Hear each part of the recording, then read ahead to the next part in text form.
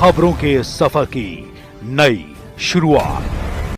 नमस्कार, आप देख रहे हैं डीएस न्यूज और मैं हूं आपके साथ अनिल यादव। आज के सबसे बड़े सवाल में मैं बात करूंगा तालाबों की, जिसको गांव में लोग पोखर भी कहते हैं। तो आपको बता दें, गर्मियों में जंगली जानवर और पक्षी पानी के लिए दर दर भटकते हैं, तालाबों को खोजते हैं, लेकिन गर्मियों में तालाब सूख जाते हैं और उनको पीने के लिए पानी नहीं मिलता है, जिसके लिए सरकार ने एक अभियान चलाया था, जल संचयन अभियान, जिसमें जनपद बाराबंकी के जिलाधिकारी रह चुके डॉक्टर आदर्श सिंह स्वयं तालाब में फावड़ा चलाकर इस अभियान को शुरू किया था और कहा था तालाबों को खोदकर जल का संचयन किया जाएगा, जिससे कि गर्मियों में हमें पानी की काफ़ी समस्याएं होती हैं, जिससे निजात मिल सकेगा। इसके बाद कार्य सिर्फ कागजों पर दिखाया गया और अब सरकार ने नई योजना बनाई है और उसके अंतर्गत सभी ग्राम पंचायतों में अमृत सरोवर बनाया, जिसका कार्य अभी भी निर्माणाधीन है। सरकार का उद्देश्य जल का संचयन करना है, लेकिन ये कितना सफल साबित हो रहा है, ये तो देखने वाली बात है। इस पर और अधिक बातचीत करने के लिए ग्राउंड जीरो की रिपोर्ट के साथ हमारे सहयोगी वरिष्ठ पत्रकार दिनेश कुमार वर्मा जी फोन लाइन पर हैं। दिनेश जी, आज के सबसे बड़े सवाल में आपका बहुत बहुत स्वागत है। दिनेश जी, गांव में तालाबों की जो ग्राउंड जीरो रिपोर्ट आपने की है, वो हमारे दर्शकों को बताइए कि हकीकत क्या है। क्या जो पेपरों में छापा जाता है और टीवी पर दिखाया जाता है वो सत्य है, या फिर जो आप आज ग्राउंड जीरो से रिपोर्ट किए हैं, जो कवरेज करके आए हैं, वो हकीकत है? क्योंकि बहुत से ऐसे अंधभक्त हैं जो गोदी मीडिया को देखकर और न्यूज़पेपर को ही पढ़कर बता देते हैं ये कार्य हो गया, लेकिन हकीकत में कार्य नहीं होता है। दिनेश जी।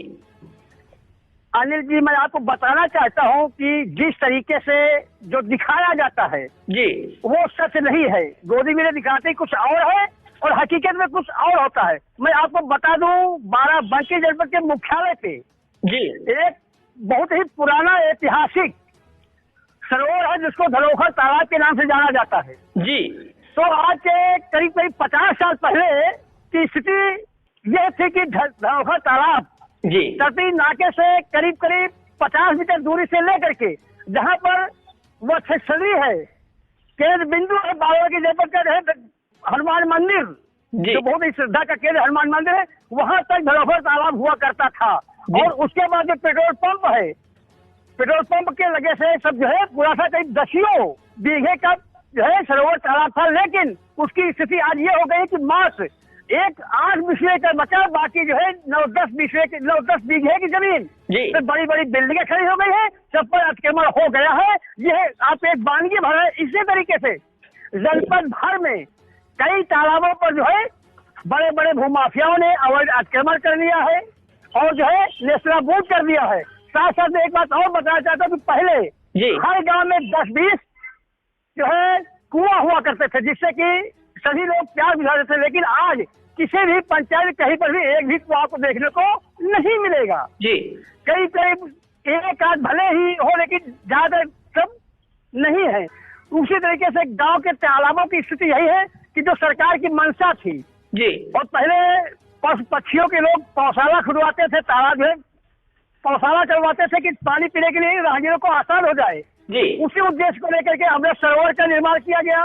लेकिन अमृत सरोवर में न तो मनुष्य को पानी पीने की आचमन करने की सुविधा उपलब्ध रहती है और जो है उसमें सूखे पड़े हैं। ज्यादा से ज्यादा 90% तक तालाब जो अमृत सरोवर है आज की तारीख में सूखे पड़े में एक बूंद भी पानी नहीं है। उसी तरीके से दिनेश जी, जो पक्षी जो पानी पी रहे थे, पक्षियों के पीने के लिए पानी व्यवस्था नहीं है। सब जो है हकीकत से कोसों दूर है, जो है सब पर जो है अतिक्रमण है। लेकिन सरकार दिखाते कुछ और है, करते कुछ और है, जमीन है कि कुछ और है जी। दिनेश जी, सरकार जो है सबसे ज्यादा जोर तालाबों पे दे रही, इतना ज्यादा जो बजट बनाया है, जो पैसा खर्चा किया तालाबों पर, उसका क्या कुछ लाभ जनता को दिखाई दे रहा है? जनता का पैसे का लाभ, एक पैसे का भी लाभ नहीं दिखाई दे, बस केवल जो है धन का बंदर बात होता है, घोटाला होता है और उसका एक पैसे का भी जो है लाभ नहीं मिलता है। अभी जो लाखों करोड़ रुपया एक एक सरोवर तालाब पर जो है खर्चा दिखाया जा चुका है, लेकिन तो मौके पर देखा जाए तो 1/3 भी एक एक आंख भी खर्चा नहीं हुआ, एकदम पूरा जो है घोटाला किया गया है। जी बिल्कुल दिनेश जी, आपने जो आज बताया कि जो है बाराबंकी जनपद में जो मुख्यालय है वहां पर जो तालाब था, बहुत बड़ा तालाब था, उसको जो है कब्जा कर लिया गया है। तो ये बहुत बड़ी बात है कि मुख्यालय केंद्र बिंदु है। और दूसरी चीज जो है ये विधानसभा से भी जुड़ा हुआ है, जो राजधानी है हमारी वहां से भी जनपद जुड़ा हुआ है। फिर भी जो सरकार की नजर इस पर नहीं जाती है और गांव में पोखर बनवा रही है, मानसरोवर बनवा रही है, अमृत सरोवर बनवा रही है, लेकिन उसका लाभ जनता को कहीं दिखाई नहीं देता है। तमाम जो है दिनेश जी, जहाँ एक चीज और आपको बताना चाहता हूँ कि जिस तरीके से आज की तारीख में किसान पीड़ित है और पशुओं को लेकर के, तो सरकार हर गांव में करीब करीब जो है गौशाला बनवाने का आदेश देते हैं, लेकिन पूरे जनपद में कहीं कहीं गौशाला है, लेकिन गौशाला तो है लेकिन उसमें जो है जानवर नहीं है। सारे के सारे जानवर सड़कों पर, मोहल्लों में, गांव में आपको छुट्टा घूमते मिल जाएंगे, खेतों में मिल जाएंगे, कि किसानों को बहुत ही बड़ा नुकसान करते हैं। ठीक उसी तरीके से तालाबों की स्थिति है कि सब जो है सरकारी ढंग का बंदरबाट होता है और कोई भी जमीनी धरातल परियोजनाएं फलीभूत नहीं हो रही। सब योजनाएं खेल धराशायी है। दिनेश जी, इसका जिम्मेदार कहीं न कहीं जिले के प्रशासन है।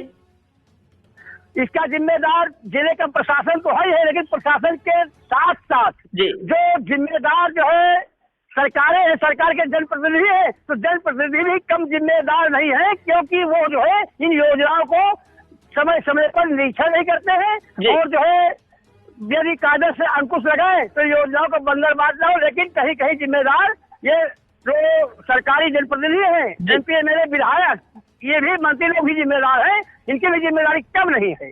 जी बहुत बहुत धन्यवाद दिनेश जी, आज के सबसे बड़े सवाल में जो हमारे दर्शकों को आपने समय दिया, इसके लिए आपका बहुत बहुत धन्यवाद। फिर हाजिर होते हैं एक नए मुद्दे के साथ, तब तक के लिए नमस्कार।